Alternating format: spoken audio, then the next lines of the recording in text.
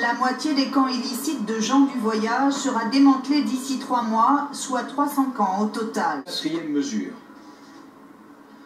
Nous allons affecter 10 inspecteurs du fisc afin de contrôler la situation des occupants de ces camps illicites et illégaux, car en effet, beaucoup de nos compatriotes sont à juste titre surpris en observant la cylindrée de certains véhicules qui drainent des caravanes. Ben, ce qui se passe en fait, c'est qu'on est là depuis bientôt 1 an et demi. On est sur Chambéry depuis pratiquement 8 ans. Donc ma mère est malade, quoi. On est là parce que ma mère est malade. Et ce qui se passe, c'est qu'ils nous promettent des choses et qu'ils ne font pas, quoi. Donc ils devaient nous trouver un terrain familial. Donc ils nous disent, ben, on va vous trouver un terrain familial, patientez. Mais là, ils arrivent hier, ils nous font une tranchée, sans rime, sans raison. Ils nous disent qu'il faut évacuer, sinon ils nous ont enterrés dedans. Voilà. C'est ce qu'ils vous ont dit? Ah oui, c'est ce qu'ils nous ont dit. Dans une grosse pelleteuse, quoi, qui au début commence à se mettre du bout de la caravane et qui voulait carrément la faire partir d'ici. Ils voulaient tout fermer.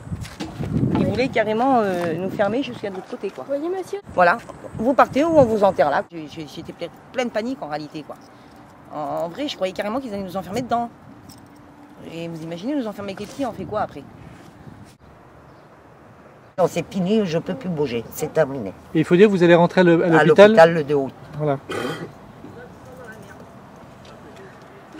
Pour des examens, regardez si ça va bien, si ça va mal.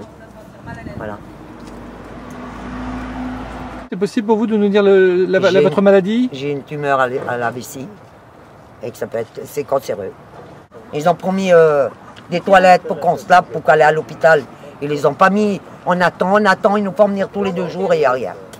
On nous expulsait comme ça. Ma mère est malade, elle rentre le 2 à l'hôpital. Et enfin, il a fallu faire venir les gendarmes, le maire. Encore une fois, l'assassin. On a averti Métropole parce qu'on y est tous les 2 jours. Donc voilà, quoi, tout le monde est au courant de la situation. Ça fait 7 ans qu'elle dure et 7 ans qu'il n'y a rien. On a vu M. Besson qui devait nous mettre des douches et des toilettes parce qu'il sait les problèmes de santé de ma mère. Il n'a jamais rien fait. Voilà. Donc je ne sais pas ce qu'il faut faire, moi. Je ne sais pas ce qu'il faut dire.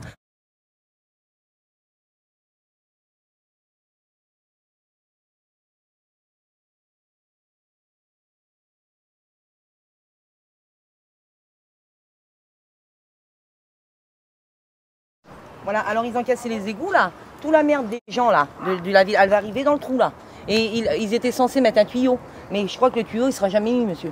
Ils font ça pour nous embêter, pour dire vous resterez pas, vous vivez dans la merde, et ben vous allez rester dans la merde. Ils sont arrivés avec les tractopelles et tout, nous ont coupé l'eau, on n'a pas eu d'eau de la journée. Et jusqu'à 8 h du soir ça a duré. Et quand ils avaient fini leur bordel, à 8 h du soir on a pu donner à manger aux enfants et simplement se laver et voilà quoi.